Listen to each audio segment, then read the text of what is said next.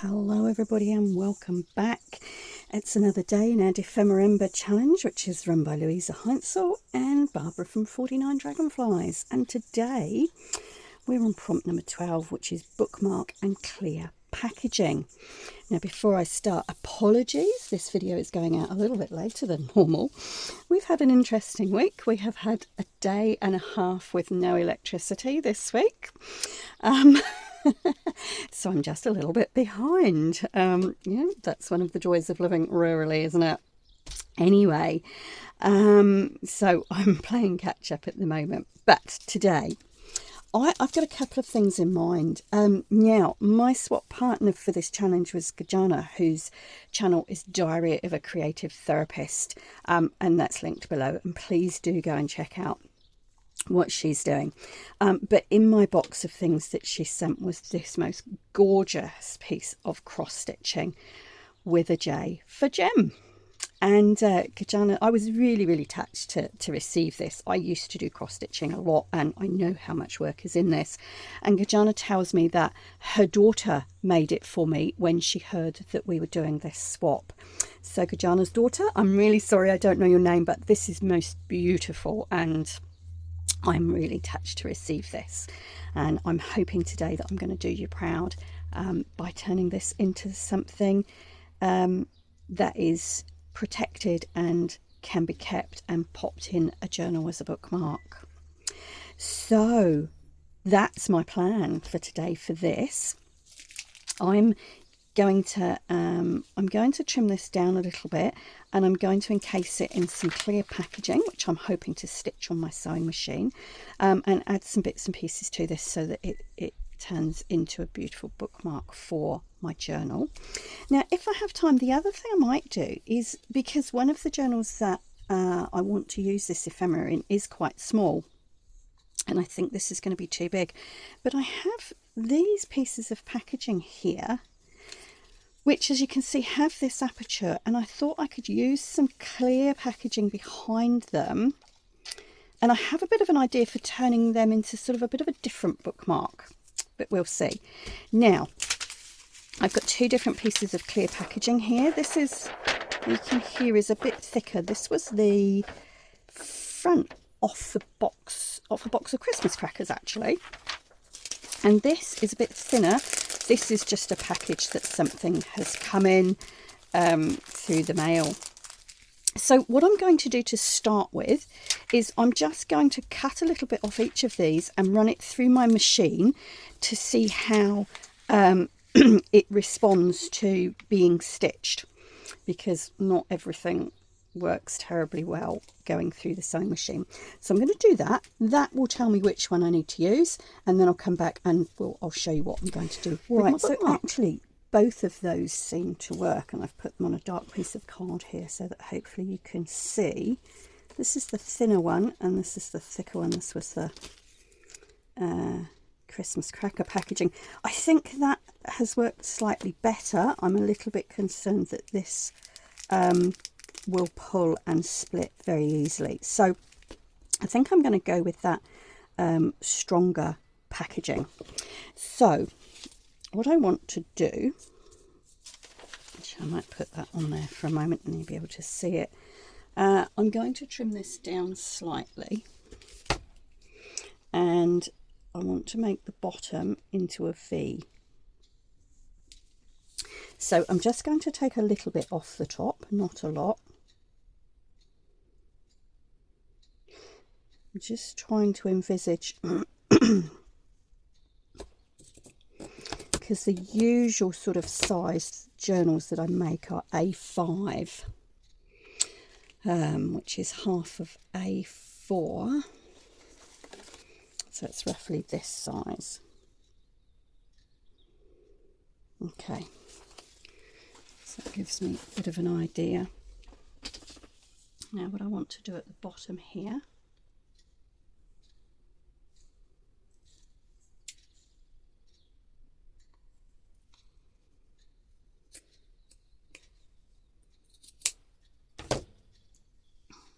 there we go.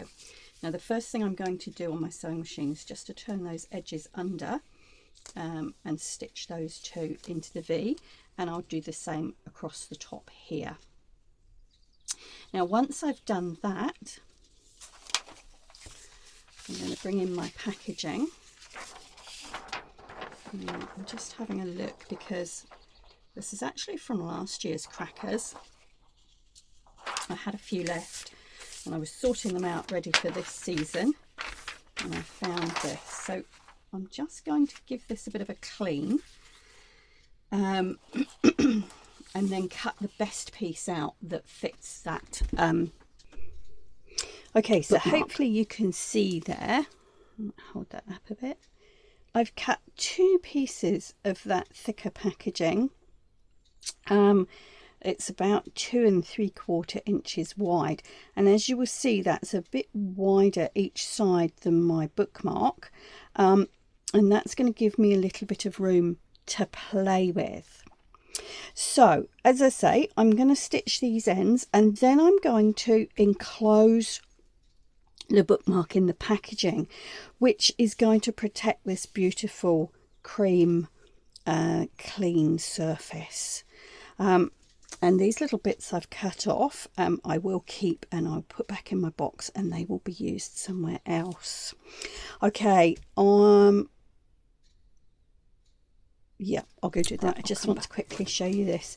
So what I've done is stitched across the top and the point with my sewing machine on the bookmark, and the 2 pieces of plastic I have sort of stitched together top and bottom just to hold them flat and stop them moving.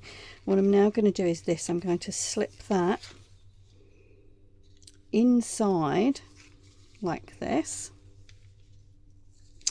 and then hopefully this is going to stay reasonably still while I stitch quite closely around the edge.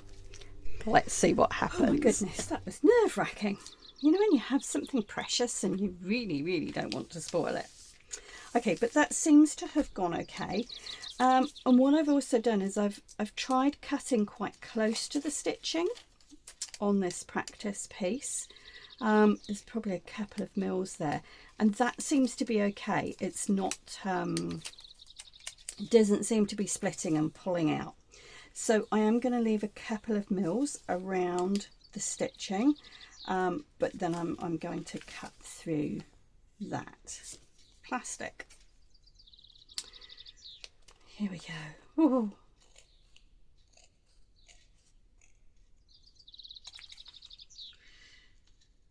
It's all about trying new things, isn't it? But when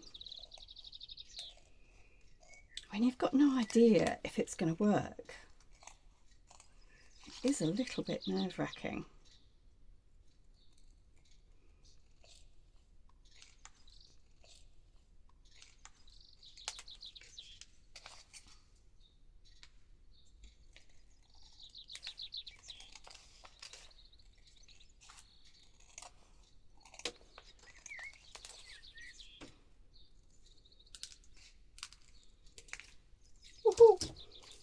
There we go. Right, let's trim off those little ends while we're at it.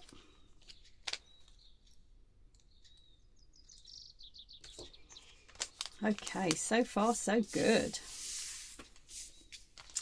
Now, I could leave it like that, couldn't I? But where's the fun in that? My thinking, and this is where I really don't know whether it's going to work, is that I want to attach a little dangle here. And I want to punch a hole through. And I'm just not sure how that's going to go.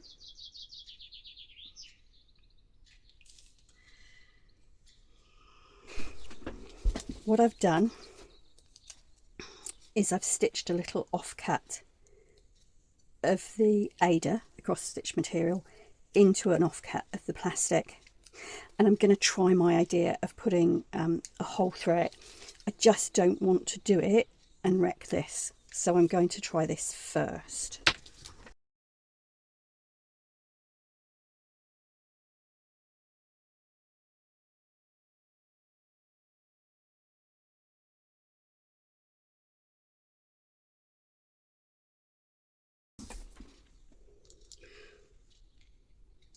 All right, so as you can see, that does seem to have worked, and it would take that eyelet. So, whew, I'm going to take a deep breath and do it on this one.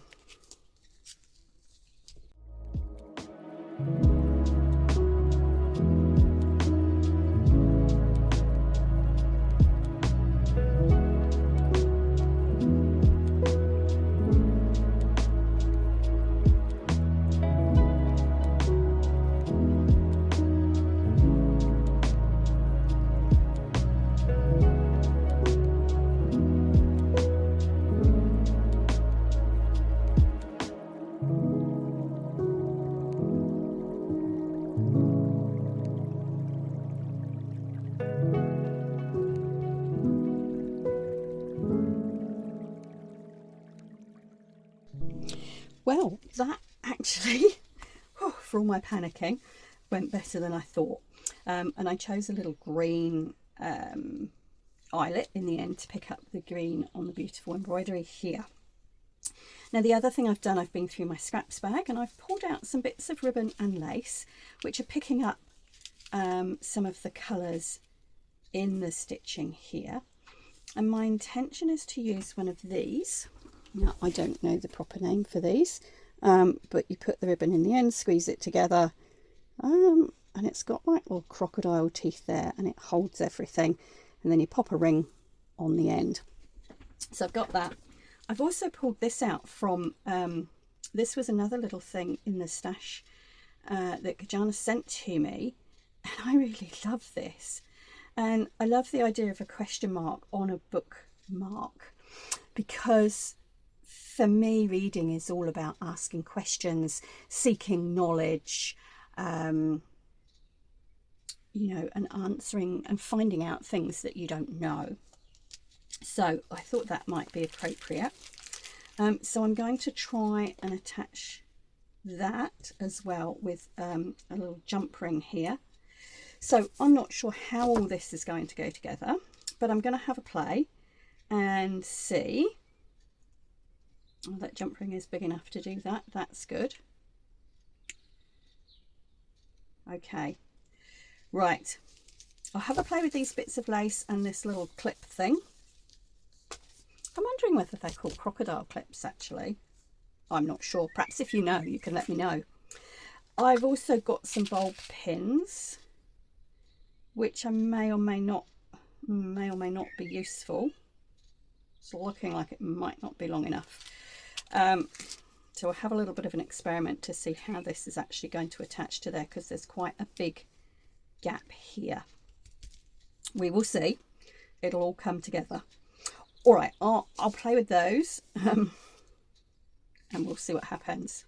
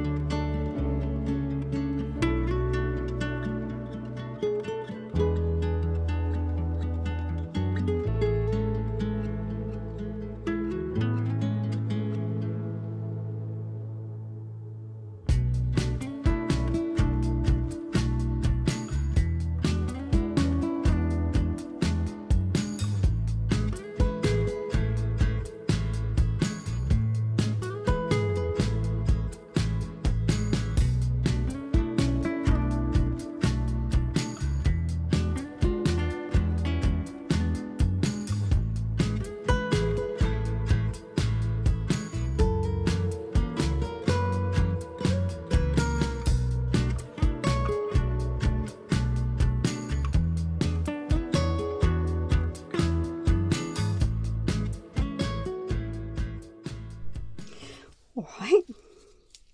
Do you know, I rather love this. I think it's a little bit longer overall than I'd anticipated, but I think what will work is that if this piece goes actually inside the journal, and then this beautiful dangle will hang down below, and that will show me where my bookmark is. So that's that one. I'm going to have a little bit of a clear up, and then I'm going to show you my idea for using those other two pieces of packaging that I showed you in the beginning. Here's those two pieces of packaging. And as I was saying at the beginning, I think I want to do something slightly different with the concept that a bookmark doesn't have to be a long straight piece. It can actually be you know, any shape and any size, as long as it marks the place in your book. And certainly in the past I've made corner bookmarks which slot onto the corner of a page. But I found these are some packaging that came in something, I can't remember what it was now, but I quite often keep packaging that has apertures ready cut in it. And my thinking is this. I'm going to take the sides off like that. Are they square? Yes, they are. And on the corner here, you will see I have these are the scraps that I cut the other day when I was making a fabric snippet roll. And these were the leftover bits, and I've pulled these two out.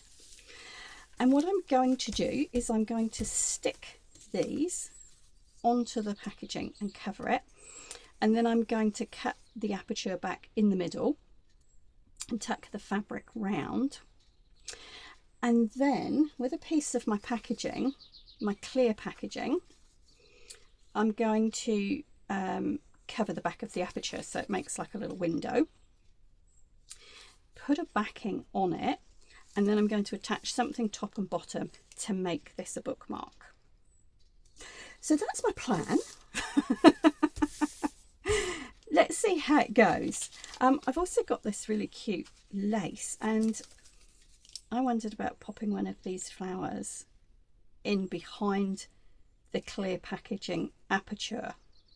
So follow along, we'll see how we get on.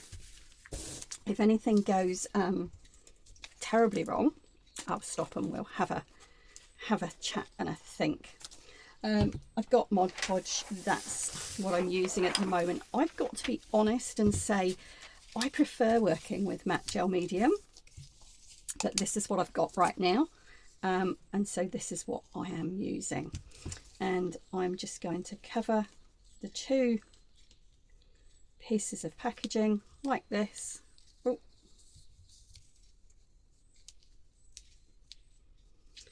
There we go. And I'm going to put the fabric on. Once that's dry, I'll cut the aperture and fold the pieces back to stick.